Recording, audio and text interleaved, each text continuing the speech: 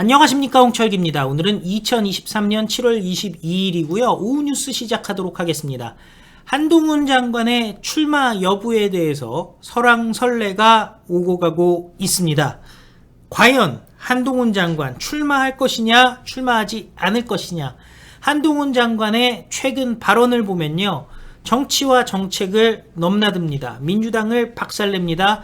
호남을 방문해 확장성을 강조하기도 하고, 또 이승만 대통령에 대한 극찬을 통해서 지지층을 결집시키기도 합니다. 그리고 일각에서는 구체적인 지역구까지도 언급이 되기도 합니다. 자, 그러면서도 또 다른 한쪽에서는 출마하지 않을 것이다 라는 예측이 나오기도 하는데요. 자, 한동훈 장관 과연 총선과 관련해서 어떤 선택을 할지 알아보도록 하겠습니다. 정책과 정치의 경계를 넘나드는 발언하는 한동훈, 총선 출마에 대해서 설왕설래. 연일 정책과 정치의 경계를 넘나드는 한동훈 법무부 장관의 행보가 눈길을 끌고 있습니다. 당 안팎에서는 한동훈 장관의 총선 출마설이 나오고 있고요. 반면에 최근에는 출마하지 않을 것이라는 관측도 힘을 얻고 있습니다. 한동훈 장관은 지난 7월 10일 전남 영암에 있는 현대 사모중공업 조선소를 찾았습니다. 한동훈 장관은 안전모를 쓰고 현장 관계자들을 둘러보고 외국인 근로자와 간담회를 하기도 했습니다. 법무부는 지난 1월 인력난을 겪고 있는 조선업계를 돕고자 외국 인력 도입 허용 비율을 확대하고 관련 비자 발급을 늘렸습니다. 한동훈 장관은 이러한 현장을 점검하기 위해 조선소를 찾았다고 하는데요. 그 다음날 한동훈 장관은 전남도청을 찾아서 김영록 전남도지사를 만났습니다. 법무부에서는 작년 9월 법무부를 찾아왔던 김영록 전남도지사에 대한 답방 차원이었고, 무안공항 무사증 입국 시행 상황 등을 논의하기 위한 자리라고 설명을 했습니다.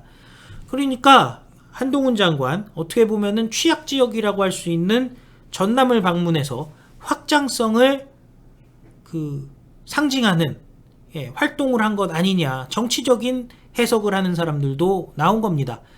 또 반면에 대한상공회의소가 주최한 제주포럼 정책 강연에 7월 15일에 참석해서 이승만 정부의 농지개혁을 한국 발전의 결정적인 장면으로 소개하기도 했습니다. 1950년 이승만 정부의 농지개혁이야말로 대한민국이 여기까지 오는데 가장 결정적인 장면이라면서 수백 년 유지된 지배계층이 한순간 소멸했고, 기존의 대지주가 지가증권으로 생산설비를 취득해 대한민국이 제조, 공업, 서비스 국가로 확장할 수 있었다라고 이승만 대통령의 농지개혁을, 이승만 대통령의 비전을 극찬했습니다. 정치권에서는 한동훈 장관의 산업 현장 방문, 호남 방문, 그리고 이승만 대통령에 대한 역사관 발언 등을 종합해 볼 때 대선 주자급 행보다라는 이야기가 나오기도 했습니다. 자, 호남 방문이라는 것은 확장성, 산업 현장이라는 것은 법무부 장관으로서 윤석열 대통령이 얘기했던 경제 발전에 이바지하는 법무 행정, 그리고 이승만 대통령은 보수 세력의 정신적, 철학적, 역사적 지주라는 점에서, 대한민국 건국의 아버지라는 점에서 굉장히 의미가 크죠. 확장성과 그리고 결집성, 그러면서도 또 경제까지 아우르니 이거는 대선 행보급 주자가 맞다라는 얘기가 나올 수밖에 없습니다. 한동훈 장관은 윤석열 대통령의 최측근으로 평가받는 인물입니다. 한동훈 장관은 작년 5월 장관으로 취임 이후 국회 상임위나 대정부 질문에 나와서 파격적 발언으로 민주당과 공방을 벌이기도 했습니다. 통상 장관들은 의원들의 질타성 질의를 듣고 있는데, 한동훈 장관은 민주당의 공세에 적극적으로 방어하는 편입니다. 또 더 나아가 민주당을 향해 비판의 목소리를 높이기도 하는데요. 7월 18일 민주당이 국회의원의 불체포 특권 포기를 결의하면서 정당한 영장 청구시라는 조건을 붙이자, 특권 포기하기 싫으면 싫다고 하지 국민들이 보기에는 구차한 얘기 같다 라면서 정당한 영장에 여부를 판사가 아니라 범죄 혐의자가 속한 정당이 판단하는 게 말이 되느냐라고 말하기도 했습니다. 구속영장 청구 가능성이 높은 의원들이 적어도 20명은 되는 민주당에게는 뼈아픈 지적입니다. 돈 봉투를 받았던 사람만 20명이 된다고 얘기를 하고 있고, 이재명부터 시작해서 한도 끝도 없는 그 민주당의 혐의자들이 넘쳐나지 않겠습니까? 자, 완전히 민주당을 묵사발을 내버린 발언인데요. 일개 장관이라기보다는 아주 그 송곳처럼 예리한 정치인의 촌철살인에 가까웠다는 평가인 겁니다. 한동훈 장관은 지난 6월 현충일을 앞두고 야권 인사들의 천안함 관련 발언이 논란되자 천안함 피격을 자폭이라고 한다던가 천신만고 끝에 동료들과 생활한 천안함 함장에 대해서 동료들을 죽이고 왔다는 식의 지독한 역사 왜곡과 폄훼를 공당히 해서는 안 된다고 직격탄을 날렸습니다. 작년 9월 진행되었던 대정부 질문에서는 검찰의 이재명 수사에 대해서 통상적인 범죄 수사라고 생각한다. 진짜 기득권 카르텔은 운동권이다. 라는 등의 발언으로 논란의 중심에 서기도 했죠. 이재명은 잡범이다. 라는 말이었죠. 자, 한동훈 장관의 총선 출마설은 지난해부터 불거져 나오기 시작했습니다. 올해 상반기까지 국민의힘 안팎에서는 윤석열 대통령의 측근인 한동훈 장관이 출마할 것이라는 의견이 높았었는데요. 한동훈 장관은 민주당과 각을 세우면서 보수층의 기대를 한몸에 받고 차기 대권주자 여론조사에서 상위권에 오르기도 했습니다.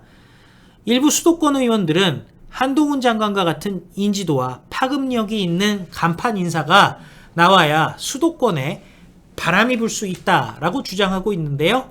한동훈의 지역구로 서울 송파, 종로, 마포 등이 거론됩니다. 송파 같은 경우는 김웅이 있는 곳이고요. 종로는 지금 최재형, 그리고 마포는 민주당이죠. 자, 하지만 국민의힘이 내년 총선에 검사 출신들을 대거 공천할 것이라는 이른바 검사 공천론으로 부정적 여론이 확산되자 대통령실과 당 핵심 관계자들은 선긋기에 나섰다는 겁니다.